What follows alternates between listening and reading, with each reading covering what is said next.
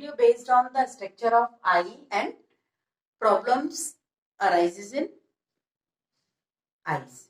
Okay, so this is human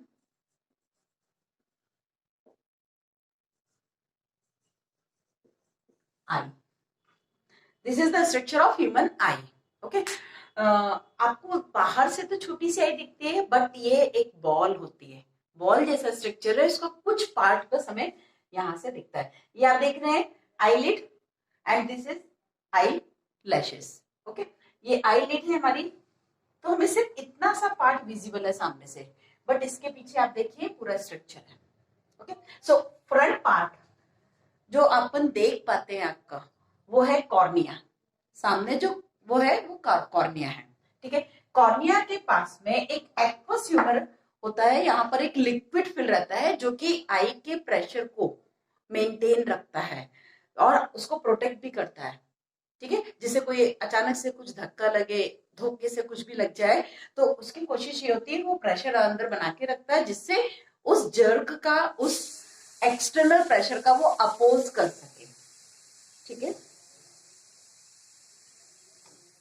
this is lens. But lens के पहले आप देखेंगे आपकी आंखों में एक, कुछ लोगों में ये ब्लैक कलर का होता है, मैक्सिमम लोगों में एक ब्लैक कलर का गोल एक सर्किल आपको दिखता है, इस पे एक स्ट्रक्चर दिखता है गोल.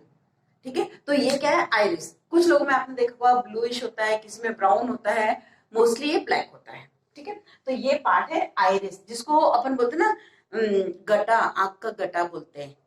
ठीक है, उस आइरिस के बीच में एक ओपनिंग होती है, ट्यूबुलर ओपनिंग होती है. ठीक है, इसे कहते हैं हम प्यूपिल. ये आइरिस, उसके बीच में आप देखोगे, आंखों को ध्यान से देखोगे तो बीच में एक डार्क कलर का एक ओपनिंग है. वो ओपनिंग जैसा आपको शायद नहीं दिख रहा होगा, बट वो ओपनिंग होती है, वहां से लाइट अंदर जाती है आंख के अंदर. ठीक है, ये सब कुछ, ये पूरा ट्रांसपेरेंट होता है, बट इस ओपनिंग के थ्रू लाइट अंदर पास होती है. ठीक है, और उस लाइट, वो लाइट जाती है हमारे लेंस के थ्रू जाती है. ये लेंस है, ये फ्लेक्सिबल होता है, एडजस्टेबल होता है. ये लेंस एडजस्टेबल होता है. ये कॉन्वेक्स लेंस होता है. कॉन्वेक्स लेंस मतलब ये कन्वर्जिंग लेंस है. लास्ट लेक्चर में आपने देखा था, ये कन्वर्जिंग लेंस होता है. कॉन्वेक्स लेंस, कौन सा लेंस है ये, कॉन्वेक्स. ठीक है, ये कॉन्वेक्स लेंस है. इस लेंस को सिलियरी मसल्स होल्ड करके रखी हुई है.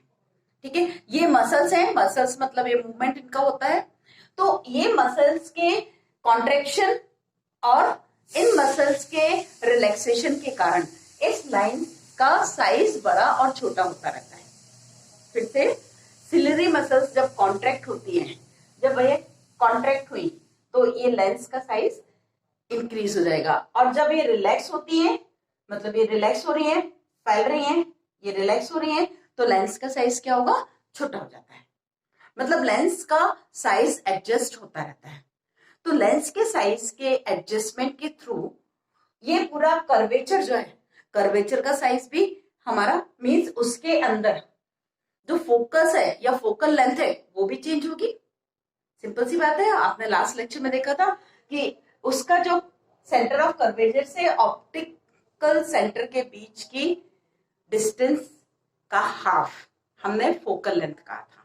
ठीक है, तो इसका आप देखोगे इसका शेप ही चेंज हो रहा है, बड़ा हो रहा है, छोटा हो रहा है, तो फोकस भी या फोकल लेंथ भी इसकी थोड़ी सी वेरी करेगी. ठीक है, अब यहां पर आप ये बॉल देखेंगे, आई बॉल है, इस पूरे को अपन स्क्लेरा कह रहे हैं. ठीक है, ये पूरा स्क्लेरा है, बट उसके अंदर ये एक स्क्रीन जैसा होता है. ठीक है, एक लेयर होती है, उसे अपन रेटिना कह रहे हैं, वो एक स्क्रीन का काम करती है. इस पे जाके इमेज बनती है. ठीक है, और ये रेटिना कनेक्टेड होता है ऑप्टिक नर्व से. तो इस पे जो इमेजेस बनेगी वो ऑप्टिक नर्व तक पास की जाएंगी. ऑप्टिक नर्व ब्रेन तक हमारे वो इमेज को पहुंचाती है. फिर ब्रेन उसे सीधा करके देखता है. क्यों? क्योंकि कॉन्वेक्स लेंस हमेशा इन्वर्टेड और छोटी इमेज बनाता है, क्योंकि कन्वर्स करके लाइट जा रही है तो पॉइंट साइज की छोटी इमेज बनती है. वो छोटी इमेजेस ब्रेन में जाके उन्हें ब्रेन सीधा करता है और सीधा करने के बाद उनका एक्चुअल साइज में कन्वर्ट करता है। ठीक है, इसलिए हम चीजों को सही रूप में सही साइज में देख पाते हैं।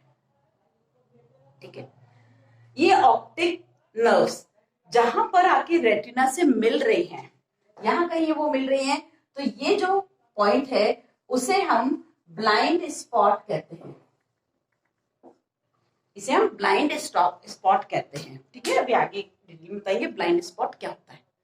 ठीक है, ये पूरा आपका आई का स्ट्रक्चर था। फिर से ये हमारा कॉर्निया है, उसके अंदर आप देखते हो आयरिस, आयरिस में एक ओपनिंग रहती है जिसे अपन पिपिल कहते हैं, उसके थ्रू लाइट अंदर पास होती है और लेंस के थ्रू होती हुई जाती है।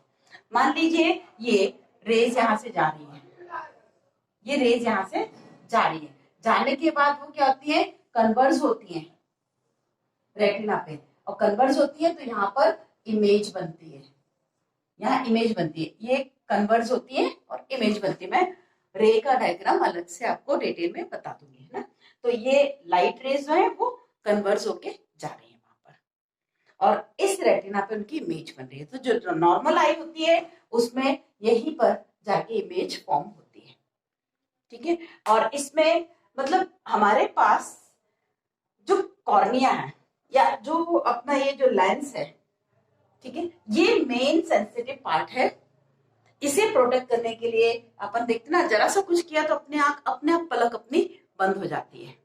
तो ये तेज हवा होती है तो पलक अपने आप बंद हो जाती है हमारी। तो जो आईलिड है वो भी एक प्रोटेक्शन का काम करती है।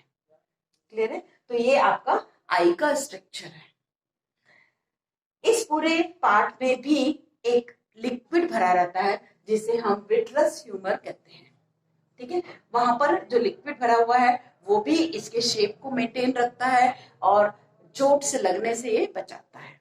ठीक है, जो भी इंजरी ना हो इसके लिए इसका पूरा शेप को मेंटेन रखता है और अंदर से प्रोटेक्ट प्रेशर क्रिएट रखता है, मेंटेन रखता है, जिससे बाहर वाले एक्स्ट्रा प्रेशर या कोई चोट से वो आंख को प्रोटेक्ट कर सके, रेटिना को बचा सके। ठीक है, तो ये आपका आई का स्ट्रक्चर था। अब इसमें रेटिना में बहुत सारी कोन्स और रॉड्स मसल्स होती हैं। Cone cells and rod cells, sorry muscles ने, cone and rod cell and cone sales.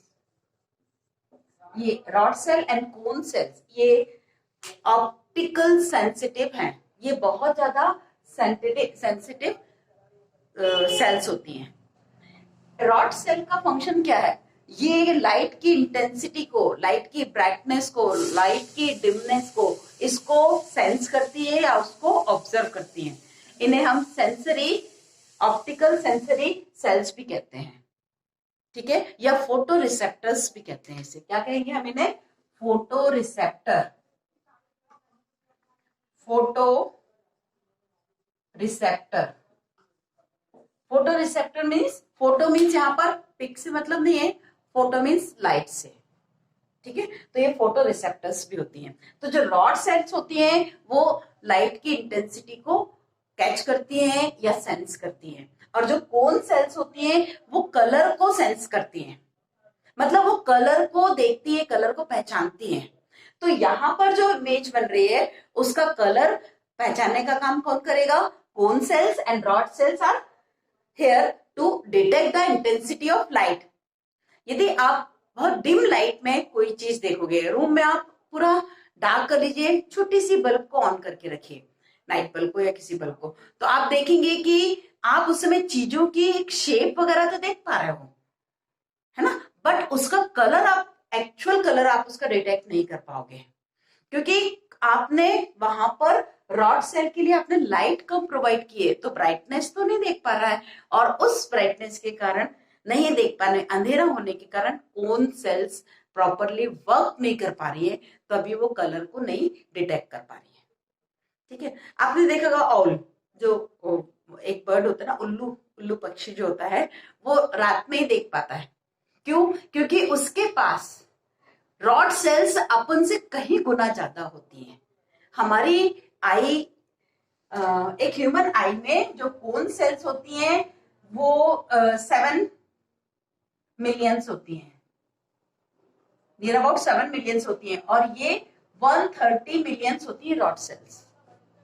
ठीक है, और जिन पर्सन में कोन सेल्स कम होती है या कुछ स्पेशल टाइप की कोन सेल्स नहीं होती है, उन्हें कलर ब्लाइंडनेस होता है। वो हर एक कलर को एग्जैक्टली नहीं देख पाते हैं, या कुछ कलर को वो एग्जैक्ट कलर नहीं देख पाते हैं।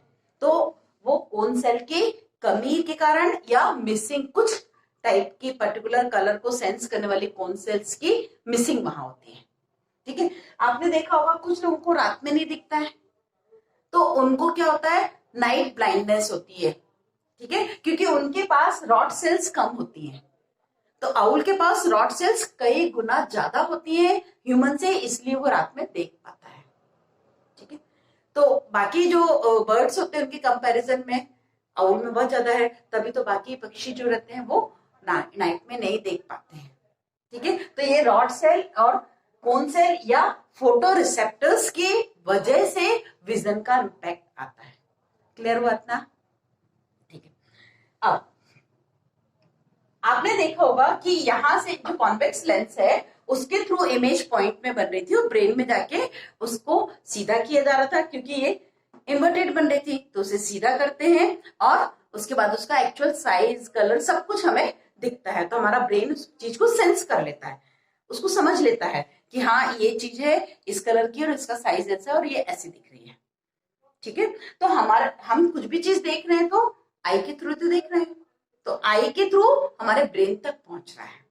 क्लियर है? अब यहां पर आपने देखा होगा कि जो एक्चुअल, कभी कभी किसी आपके घर में जो दादाजी वगैरह हैं उनको क्या, वो पास का पढ़ते समय उनको स्पेक्स चाहिए होते हैं, चश्मे की जरूरत पड़ती है, या कुछ लोगों को दूर का नहीं दिखता है तो उन्हें चश्मे की जरूरत पड़ती है पढ़ने के लिए। कुछ लोगों को लगती है, कुछ लोगों को दूर के लिए लगती है, कुछ लोगों को दोनों के लिए लगती है चश्मे की जरूरत। तो ये है क्या, एक्चुअल में जो नॉर्मल रेंज है देखने की, आप अपने बुक को अपने आंखों के पास जितना पास ला सकते हो लाके और उससे रीड करना शुरू करिए। आप बिल्कुल नहीं देख पाओगे, आपको पिक्चर ब्लर दिखेगी, है ना, पिक्चर ब्लर दिखेगी। आप एक पर्टिकुलर, थोड़ा थोड़ा उसको दूर लाते जाइए, एक पर्टिकुलर डिस्टेंस पे लाके आप बहुत क्लियर लेटर्स देख पा रहे हो। ठीक है, तो वो जो डिस्टेंस है वो नियर विजन पॉइंट कहलाएगा। ठीक है, और आप दूर की चीजें, कितनी दूर तक की चीजें आप देख सकते हैं, वो आपका फार पॉइंट कहलाएगा। ठीक है, फार विजन पॉइंट कहलाएगा, या फार पॉइंट भी कह सकते हैं। ठीक है, तो आपके पास दो तरह के पॉइंट्स आप देख सक रहे हैं।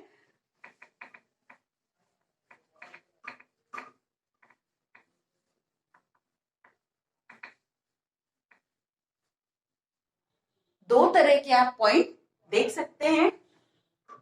आपके पास एक रेंज जो मिल रही है, मतलब आप जो नॉर्मल आई होती है उसके लिए विजन रेंज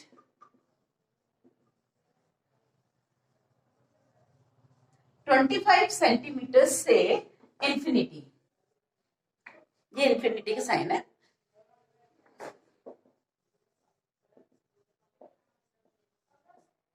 आप इंफिनिटी कैसे देख सकते हैं? आप कहोगे मुझे बहुत दूर की गाड़ी नहीं दिख रही है। यदि आप इनफाइनाइट डिस्टेंस तक नहीं देख सकते तो आपको सन नहीं दिखता, मून नहीं दिखता, स्टार्स नहीं दिखते, है ना।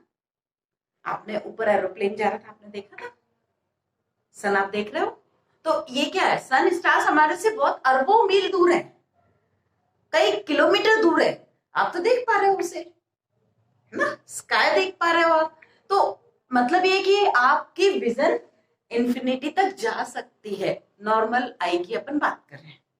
ठीक है, हाँ, लेकिन कोशिश मत करना डायरेक्ट आई से आप सन नहीं देखना चाहिए। ठीक है, बहुत ही ब्राइट लाइट, एकदम तेज लाइट कहीं उसको डायरेक्ट हमें नहीं देखना चाहिए, जिससे हमारी आंखों पे बैड इफेक्ट पड़ता है उसका। चलते हैं, वापस आते हैं। तो ये हमारी नॉर्मल विजन है। अब कई बार हमने कहा पास का नहीं दिखता है किसी को दूर का नहीं दिखता है, तो ये दो तरह की आई डिफेक्ट्स होते हैं। ओके, आई डिफेक्ट्स, फर्स्ट है मायोपिया एंड सेकंड है hypermetropia. Okay, myopia and hypermetropia. ये जो मायोपिया है इसे हम नियर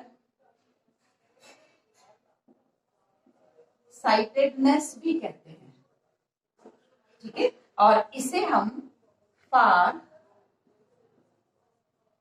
साइटेडनेस भी कहते हैं, ठीक है। इसमें हमें दूर की चीजें क्लियर दिखती हैं, इसमें हमें पास की चीजें क्लियर दिखती हैं, ठीक है।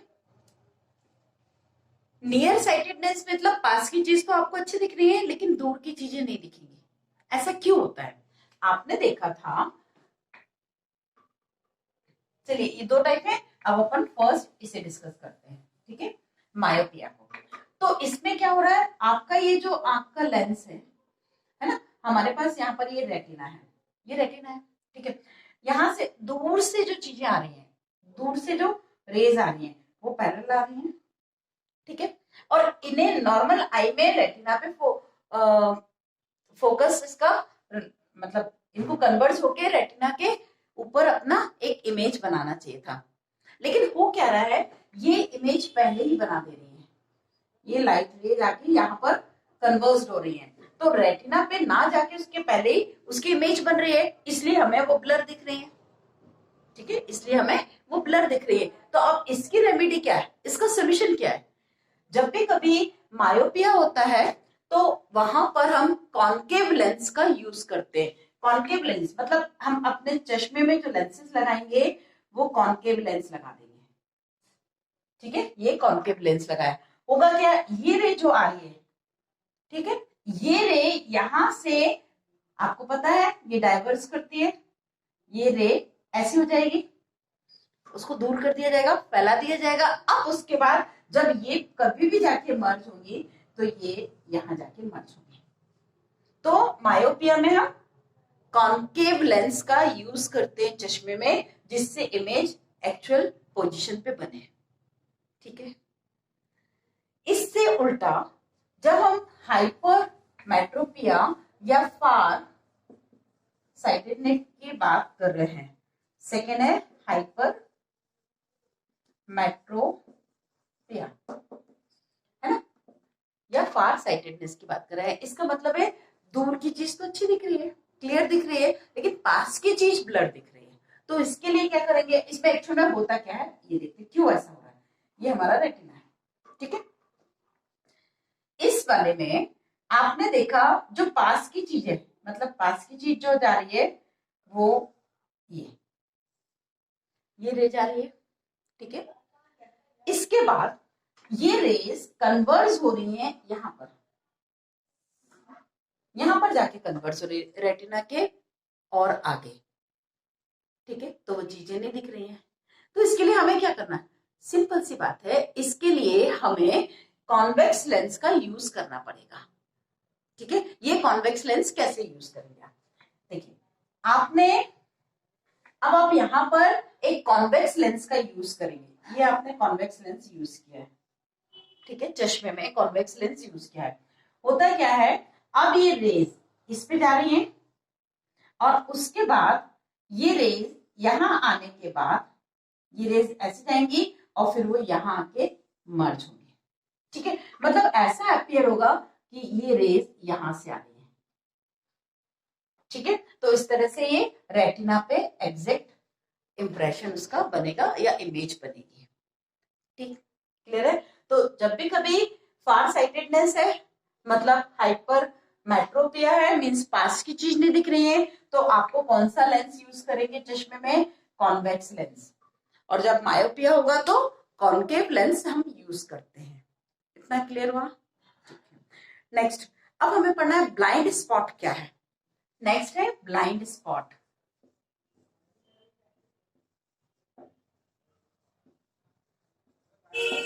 ब्लाइंड स्पॉट, ठीक है, आपने देखा था रेटिना और ऑप्टिक नर्व जिस जगह पे मिल रहे हैं, ये जैसे रेटिना था और यहाँ पर आपने देखा था ऑप्टिक नर्व आके मिल रही थी, ठीक है, ये ऑप्टिक नर्व, ये था हमारा ब्लाइंड स्पॉट। ब्लाइंड स्पॉट ये थी ऑप्टिक नर्व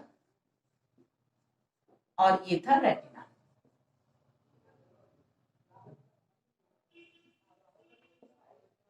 ठीक है, ये रेटिना।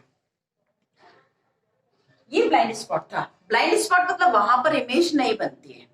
ठीक है, यहाँ पर इमेज नहीं बनती है। ठीक है, तो इसका मतलब ये है कि हमें कोई भी ऑब्जेक्ट यदि अपन देख रहे हैं तो उस ऑब्जेक्ट का कुछ पोर्शन हमें नहीं दिखना चाहिए। आप यही समझ रहे होंगे, है ना? नहीं, ऐसा बिल्कुल भी नहीं है। एक्चुअल में ब्लाइंड स्पॉट जो है वहां इमेज इसलिए नहीं बन रही, वहां क्योंकि रेटिना हमारा डिसकंटिन्यू हो रहा है एक तरह से, और वहां नर्व आके मिल रही है।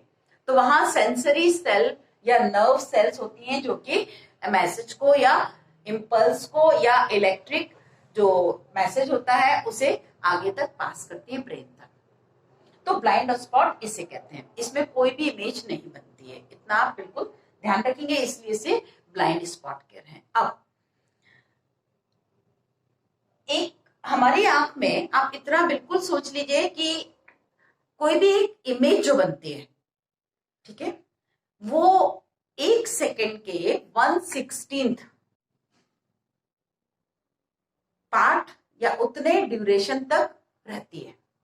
ऑब्जेक्ट अलग होने के बावजूद भी वो कुछ समय तक हमारे रेटिना पे उसकी इमेज रहती है। ठीक है, फिर से यदि कोई हमने ऑब्जेक्ट देखा हुआ है, वो ऑब्जेक्ट अलग कर दिया, ठीक है, तो भी हमारे ब्रेन में कुछ समय तक उसकी इमेज रहती है। ठीक, अब परसिस्टेंस ऑफ विजन क्या होता है? परसिस्टेंस ऑफ विजन देखते हैं। ये एक पॉइंट था। दूसरा पॉइंट, परसिस्टेंस ऑफ विजन। आपको कोई भी ऑब्जेक्ट मूविंग है, वो मूविंग कंडीशन में क्यों दिखता है? आपने वीडियो देखे हैं, पिक्चर देखी है, मूवीज देखी है, तो उनमें जो मूवमेंट होता है वो कैसे होता है? आप वो सब स्टिल फोटोग्राफ्स रहते हैं जो कि 1 सेकेंड में 24 फोटोग्राफ्स को, नियर अबाउट 24 फोटोग्राफ्स को वो मूव करा, मतलब चेंज करते हैं, आगे रन करते जाते हैं। तो आप उसमें थोड़ा थोड़ा सा पोस्चर चेंज रहता है, तो आपको लगता है कि वो चीज चल रही है। आपने खुद छोटे में देखा होगा, बुक के कुछ पेजेस में पोजीशन चेंज कर करके आप कुछ बंदे को हाथ हिलाते हुए, किसी बच्चे को या बॉल को मूव करते हुए शो करते हो, तो वो है तो स्टिल फोटोग्राफ सारे पेजेस में, बस आप थोड़ी थोड़ी बॉल की पोजीशन चेंज कर रहे हो। फिर आप क्या करते हो, पेंसिल में उन पेजेस को रोल करके और फिर ऐसे ऐसे करके खोलते हो, तो क्या लगता है आपको? मूवमेंट दिखता है, ऐसा लगता है कि नहीं, बॉल सही में मूव हो रही है। छोटे में आपने किया हुआ है। तो वो आखिर हर एक पेज पे स्टिल फोटोग्राफ था, पिक्चर था, लेकिन वो मूव होता हुआ दिख रहा है। क्यों? क्योंकि इनकी पोजीशन चेंज हो रही है और आप उसे बहुत तेजी से फॉरवर्ड कर रहे हो। तो ठीक वैसे ही हमारे ब्रेन में यदि ऑब्जेक्ट वहां से अलग भी हो जाता है तो भी कुछ देर तक उसकी इमेज रहती है, फिर दूसरा ऑब्जेक्ट आता है तो उसकी इमेज भी रहती है, मतलब इस तरह से कंटिन्यूटी दिखने लगती है। तो कंटिन्यूटी में वो ऑब्जेक्ट मूविंग दिखता है। तो किसी भी ऑब्जेक्ट को मूविंग हम देखते हैं क्योंकि हमारे पास परसिस्टेंस ऑफ विजन का एक क्वालिटी है हमारी आंखों में। तो हमारी आई की इस क्वालिटी की वजह से हमें मूविंग ऑब्जेक्ट्स दिख पाते हैं या ऑब्जेक्ट्स मूविंग कंडीशन में दिख पा रहे हैं। क्लियर है? इसे बोलते हैं परसिस्टेंस ऑफ विजन। नेक्स्ट है कैटरेक्ट। ओके, या हमारी आंखों में और कौन सी प्रॉब्लम्स हो सकती हैं? ठीक है, eye related problems, eye related problems. Okay, एक तो आपने फर्स्ट देखा मायोपिया, सेकेंड आपने देखा hypermetropia, and third one is cataract. Cataract क्या है? जो लेंस होता है, लेंस के ऊपर एक मेम्ब्रेन, वाइट या ट्रांसल्यूटेड मेम्ब्रेन उस पर डेवलप हो जाती है, उसे हम बोलते हैं कैटरेक्ट। उससे क्या होगा? डेफिनेटली आपको एक आपका चश्मा ही ले लीजिए किसी का, और उसके ऊपर एक पतला सा कोई एक ट्रांसल्यूसेंट सब्सटेंस उस पर पेंट कर दीजिए या उसको लगा दीजिए, तो आप देखेंगे आप बराबर से नहीं देख पाएंगे। तो लेंस के ऊपर एक लेयर या एक मेम्ब्रेन डेवलप हो जाती है, जिसकी वजह से वो प्रॉपरली देख नहीं पाते हैं, तो इसे बोलते हैं कैटरेक्ट। तो इसका सोल्यूशन क्या है? लेंस को रिप्लेस किया जाता है, आर्टिफिशियल लेंस वहां फिट किए जाते हैं। ठीक है, तो आर्टिफिशियल लेंस लगा के उस प्रॉब्लम को सॉल्व किया जाता है। बस इतना होता है कि जब ये ऑपरेट करते हैं या लेंस रिप्लेस करते हैं, उसके बाद कुछ समय तक ब्लैक चश्मा लगा के रखना पड़ता है, गॉगल। वो इसलिए क्योंकि एकदम से लाइट, तेज लाइट आंखों में नहीं जाना चाहिए, क्योंकि उस लेंस को सेट होने के लिए जो सिलेरी मसल्स हैं वो उसे एक्सेप्ट कर लें, हमारी आई कुछ फॉरेन बॉडी को। अब तो ये आर्टिफिशियल लेंस तो फॉरेन बॉडी हो गया, नेचुरल तो हमारा अलग हो चुका है ना, तो फिर उसे एक्सेप्ट करने में उतना टाइम देना पड़ता है। ठीक है, तो इसलिए उसमें तेज रोशनी ना जाए। अब तेज रोशनी जाने से क्या होगा वो भी अभी आपको बताती हूँ मैं। हमारा प्यूपिल का जो फंक्शन था या जो आयरिस का फंक्शन है वो भी अभी डिस्कस करेंगे। ठीक है, और फोर्थ है ग्लूकोमा। ये ग्लूकोमा जो है वो जिन पेशेंट को डायबिटीज होती है, ठीक है, उनकी विजन में प्रॉब्लम होने लगती है। ठीक है, क्योंकि उनके ब्लड, उनके आंखों में कुछ क्लॉटिंग वगैरह होने लगती है, या उनका जो लेंस है वो शुगर के लेवल बढ़ने के कारण अफेक्टेड होने लगता है। ठीक है, तो जिसकी वजह से उनको दिखने में प्रॉब्लम आती है। क्लियर है? तो ये डायबिटिक पेशेंट जो होते हैं उनको होता है, और जनरली एज रिलेटेड प्रॉब्लम भी होती है, क्योंकि एज जैसे जैसे ज्यादा होती जाती है तो मसल्स की स्ट्रेंथ कम होती है, जो सिलरी मसल्स हैं उनकी स्ट्रेंथ भी कम होने लगती है। तो उस वजह से, क्योंकि वो सिलरी मसल्स ही तो लेंस को बड़ा छोटा कर रही थी, पास की चीज देखने के लिए, दूर की चीज देखने के लिए, तो वो या तेज लाइट में देखने के लिए, डिम लाइट में देखने के लिए वो उसको लेंस को एडजस्ट करती थी, कॉन्ट्रैक्ट होके और रिलैक्स होके। तो वो मसल्स ही लूज होने लगती हैं, उनकी स्ट्रेंथ कम होने लगती है, तो इसलिए एज रिलेटेड प्रॉब्लम भी होती है। ठीक है, so fifth is age related factor, and sixth is visual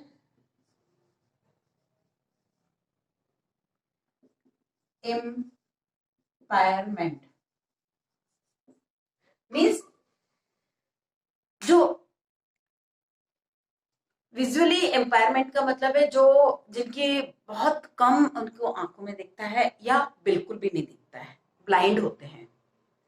ठीक है, अब उसके रीजन कुछ भी हो सकते हैं, कभी किसी के एक्सीडेंट के कारण हो सकता है, कई बाय बर्थ ही होता है, किसी को हेरिडेटरी कैरेक्टर होते हैं, उनके घरों में, उनके खानदान में कभी किसी को कुछ आंख से रिलेटेड प्रॉब्लम रही होगी जिसमें विजन की प्रॉब्लम थी, तो ये कुछ विजुअल इम्पायरमेंट के फॉर्म हो सकते हैं, है ना। कई बार ऐसा होता है कि एक्सीडेंट के बाद भी, एक केलर करके राइटर थी, उन्होंने 130 बुक्स लिखी हुई हैं और वो विजुअली इम्पायर्ड थी, मतलब 1.5 साल की जब उनकी एज थी, उनकी एक्सीडेंट में आंख चली गई थी, तो उनकी रोशनी चली गई थी आंखों की, बट उन्होंने देखो बुक्स लिखी। अब वो कैसे लिखी अभी उस पर आएंगे। ब्रिले जो एक सिस्टम होता है, उससे ब्रेल सिस्टम से वो लिख पाई या पढ़ पाई। ठीक है, तो अभी हम बात करेंगे कि जो तेज लाइट में या हमारे आयरिस का फंक्शन क्या है। ठीक है, नेक्स्ट टॉपिक इज आयरिस का फंक्शन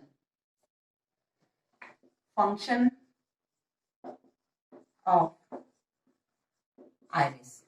ठीक है, एक्चुअल में आयरिस जो है, सपोज ये आयरिस है ना, इसके अंदर आपने देखा प्यूपिल, ये क्या है? आयरिस। ठीक है, तो ये ओपनिंग है, इससे लाइट अंदर जा रही है, लेंस पे जाती है। ठीक है, और लेंस के थ्रू इमेज बनती है रेटिना पे। एक्चुअली जब हमारे पास बहुत तेज लाइट, ये आयरिस क्या करता है? कंट्रोलिंग का काम करता है, रेगुलेट करता है, कंट्रोल करता है। मान लीजिए एकदम तेज लाइट में यदि हम हैं, तो हमारा ये आयरिस क्या करेगा? इस प्यूपिल को कॉन्ट्रैक्ट कर देगा, जिससे कम से कम लाइट जाए। तेज लाइट से हमारी आंखों पे बैड इफेक्ट पड़ सकता है, तो ये प्यूपिल क्या हो जाएगी? और छोटी हो जाएगी, छोटी हो जाएगी। ठीक है, इसने इसे कॉन्ट्रैक्ट कर दिया। और जब आप देखते हो बहुत डिम लाइट होती है, तो डिम लाइट में ये पीपल को एनलार्ज कर देता है जिससे ज्यादा से ज्यादा लाइट आंखों में अंदर जाए। तो ये एडजस्टेबल नेचर होता है इसका, इस पीपल का, वो छोटी पे जाती है बड़ी पे जाती है। तो डार्क बहुत ज्यादा लाइट आ रही है, लाइट की इंटेंसिटी ज्यादा है, तेज लाइट पड़ रही है, तो ये सिकुड़ जाएगी। आप धूप में देखोगे आपका ये आयरिस छोटा हो जाता है, ठीक है। और जब अंधेरे कमरे में जाते हैं तो ये बड़ा हो जाता है जिससे ज्यादा लाइट अंदर पास हो, तो आप चीजों को बहुत अच्छे से देख पाओ। तो ये आयरिस का वर्क है। और पीपल कैसे एडजस्ट होता है, कब होता है, ये ठीक है। कभी कभी ऐसा होता है कि हम एकदम से अंधेरे कमरे में और कोई एकदम से बहुत बड़ी सी बल्ब को ऑन कर दे या तेज रोशनी वाला कोई वहां सोर्स ले आए, तो थोड़ी देर के लिए हमारी आंखों में एकदम से चकाचौंध लगती है। अपन बोलते हैं ना एकदम से चकाचौंध लग रही, क्यों? क्योंकि आयरिस अंधेरे कमरे में जब आप देख रहे थे तो आपका ये बड़ा था, और जैसे ही लाइट का सोर्स स्टार्ट हुआ सडनली, तो क्या हो रहा है, उससे ज्यादा रोशनी, क्योंकि आपका ये पिपल फैला हुआ था, बड़ा था, क्योंकि आप डिम लाइट में थे या डार्क में थे, है ना, तो ये फैला हुआ था। लेकिन जैसे तेज रोशनी आती है तो उसे कुछ टाइम तो लगेगा कॉन्ट्रैक्ट होने के लिए, तो वो लाइट ज्यादा से ज्यादा अंदर जाने लगती है, तो आपको एकदम से प्रॉब्लम होने लगती है, सर दर्द होने लगता है ना। तो ये इसका उसको भी टाइम लगता है कॉन्ट्रैक्ट होने में और रिलैक्स होने में, ठीक है। तो इसलिए हमें ऐसा कभी कभी प्रॉब्लम होती है। इसका उल्टा, कभी आप एकदम रोशनी से किसी डार्क रूम में आइए जहां डिम लाइट है, डार्क नहीं तो डिम लाइट है, आप बाहर से धूप से अंदर आते हो जहां डिम लाइट है, तो आप वहां पर एकदम से आपको कुछ भी नहीं दिखता शुरू में, बट थोड़ी देर बाद दिखने लगता है। क्यों? क्योंकि जब आप धूप में थे आपकी पिपल बहुत छोटी हो गई थी, मतलब वो अलाउ कर रही थी कम लाइट को अंदर जाने के लिए। बट जैसे ही आप रूम में आए, ठीक है, तो अब आपको डिम लाइट में आपके इसको पिपल को बड़ा होना चाहिए, ज्यादा लाइट अंदर जाना चाहिए, तो एकदम से वो नहीं बड़ी हो पाती, इसलिए आपको उस समय एकदम ब्लैकआउट हो जाता है, कुछ भी नहीं दिखता है तुरंत कुछ समय के लिए, फिर वापस से आपको चीजें दिखना स्टार्ट हो जाती हैं, ठीक है। तो ये रीजन था कि क्यों हमें ऐसा नहीं दिख रहा था। अब जो विजुअल एम्पायरमेंट जो होता है उसे दूर करने के लिए आपने एक ब्रेले मतलब ब्रेल सिस्टम सुना होगा, ठीक है, ब्रेल सिस्टम, ठीक है। इसमें दो कॉलम होते हैं इस तरह से, ठीक है। सपोज वो बंदा नहीं देख पा रहा है, कोई बंदा नहीं देख पाता है, विजुअली इम्पायर्ड है, तो उसके लिए अब वो क्या पढ़ेगा लिखा नहीं, वो अपनी उनके हाँ एक बात जरूर है, जिनको आंखों से नहीं दिखता है या कम दिखता है, उनके टच करने वाला सेंस, उनके सुनने वाला, उनका टेस्ट वाला, ये सारे सेंसरी ऑर्गन्स बहुत ज्यादा नॉर्मल इंसान से ज्यादा सेंसिटिव होते हैं, ठीक है। अब जैसे ये बंदा नहीं देख पा रहा है, ठीक है, तो इसके लिए या तो हम ऑप्टिक एड यूज करें या नॉन ऑप्टिक एड्स यूज करें, मतलब कोई लाइट से रिलेटेड एड यूज करें या बिना लाइट के भी हम इन्हें समझा सकते हैं या इनके ब्रेन तक इंफॉर्मेशन भेज सकते हैं, क्योंकि आंख से तो इनके ब्रेन तक कोई इमेज नहीं जा रही है, कोई नॉलेज नहीं जा रहा है, कोई सेंस नहीं जा रहा है ना, या कम जा रहा है। तो हम ऑप्टिक फर्स्ट, इसमें ये जो है ये नॉन ऑप्टिक एड कहलाता है। ये क्या है? नॉन ऑप्टिक एड, मतलब इसमें देखने की जरूरत नहीं है, ठीक है। तो होता इसमें ये है कि कुछ जैसे एक पेपर है, उस पेपर पे कुछ पॉइंट्स रेज्ड कर दिए जाते हैं, मतलब एम्बोस पीछे से कर दिया तो सामने ऊपर पिन उठ के आ जाएगी। आप एक पेपर पे एक पिन को हल्का सा रखिए और उसको पलट के देखिए तो पॉइंट उठा हुआ दिखेगा आपको, ठीक है। तो ऐसे ही दो दो के कॉलम में इस तरह से 6 डॉट के ये पहले एक फ्रेम बना रहता है, फिर उन डॉट्स को ऊपर उठाया जाता है, ठीक है, वो रेज रहती हैं, उनको फील कर करके ये बंदे विजुअली इंपायर्ड बंदे उसको उनको कुछ कैरेक्टर्स याद करने पड़ते हैं, मतलब इसमें 63 पैटर्न्स होते हैं, उन 63 पैटर्न्स में सारे अल्फाबेट्स कवर हो जाते हैं, सारे मैथमेटिकल एक्सप्रेशन कवर हो जाते हैं और उनके जो कुछ एक फिगर या डायग्राम या ज्योमेट्रिक डिजाइन्स रहती हैं वो कवर हो जाती हैं। तो ये ब्रिले सिस्टम जो होता है उससे विजुअली इम्पायर्ड लोग स्टडी कर सकते हैं, पढ़ सकते हैं, अपना नॉलेज कर सकते हैं। इवन इनको राइटिंग का जो काम होता है वो भी इसी मेथड से होता है। ठीक है, अब इसमें जैसे यहाँ उनको ए बनाना है तो इसे ये उठा हुआ रहेगा, ये वाला पॉइंट रेज रहेगा ए। बी के लिए ये दोनों पॉइंट्स उठे रहेंगे ऐसे, है ना। सी के लिए ये दोनों पॉइंट्स उठे रहेंगे। तो इस तरह से उनका एक सिस्टम होता है, वो उनको सिखाया जाता है। आपने भी कभी एबीसीडी अल्फाबेट छोटी क्लास में जब बहुत छोटे थे तब सीखे थे, वैसे इनको ये सिखाया जाता है तो वो परफेक्ट हो जाते हैं। तब तो मैडम केलर ने 130 बुक्स लिखी इसी की हेल्प से। तो नॉन ऑप्टिक एड में ये आ गया। ठीक है, सेकेंड होता है ऑप्टिक एड्स। ये ऑप्टिक एड्स जो होते हैं वो उन विजुअली इंपायर्ड लोगों के लिए जिनको थोड़ा बहुत दिखता है, थोड़ी बहुत उनकी आंखों में रोशनी है, अपन बोलते हैं ना, थोड़ा बहुत वो देख सकते हैं, धुंधला धुंधला देख सकते हैं, तो उनको लेंसेज लगा के हम उन्हें आराम से कुछ हद तक उनकी विजन को हम इम्प्रूव कर सकते हैं। ठीक है, तो इस तरह से ये हमारे पास उस विजुअली इम्पायरमेंट को ठीक करने के ये हमारे पास ये कह सकते हैं मेथड्स हैं जिससे अपन उन्हें कुछ हद तक दूर कर सकते हैं। ठीक है, नेक्स्ट है हमें अपने आंखों को हेल्दी रखने के लिए क्या करना चाहिए। ठीक है, हमारी आंखों को हेल्दी रखने के लिए क्या करना चाहिए। सबसे पहला पॉइंट तो आता है कि हम अपनी डाइट में विटामिन ए इंट्रोड्यूस करें, बैलेंस डाइट लें। ठीक है, हमारी आंखों के लिए विटामिन ए बहुत जरूरी है, पपाया, एप्पल, ये सब बहुत जरूरी होते हैं, हमारी डाइट में शामिल होना चाहिए।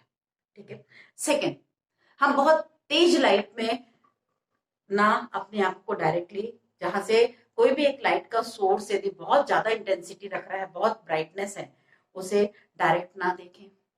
ठीक है, आपको सन की तरफ देखना तो आप डायरेक्ट ना देखें, उसे मिरर में देखिए, किसी या ग्लास के थ्रू आप देख सकते हैं, बहुत देर तक नहीं देखना है उसे। ठीक है, थर्ड ये है कि आप कभी भी बहुत डिम लाइट में टीवी, मोबाइल ये सब ना देखें, डिम लाइट में स्टडी ना करें। एक एनफ या जो एसेंशियल जितना इंटेंसिटी लाइट की होना चाहिए, आपको जब किसी रूम में बैठ के स्टडी कर रहे हैं तो प्रॉपर लाइट होना चाहिए। ठीक है, और फिर हम अपनी आंखों को बचाने के लिए, बहुत तेज हवा चल रही है, धूल उड़ रही है, तो आप वहां पर उस जगह ना जाएं, और यदि जाना भी पड़ रहा है आपको तो ग्लासेस का यूज करें आप। ठीक है, इस तरह से, और टाइम टू टाइम अपनी आंखों को आप मतलब एकदम साफ वाटर, मतलब हो सके तो पोर्टेबल वाटर, जो ड्रिंकिंग वाटर होता है हमारा पोर्टेबल वाटर, उससे आप टाइम टू टाइम उसे वॉश करते रहें। ठीक है, तो ये हमारे आईज के लिए बहुत जरूरी है, उसे हम कैसे सेफ रखें।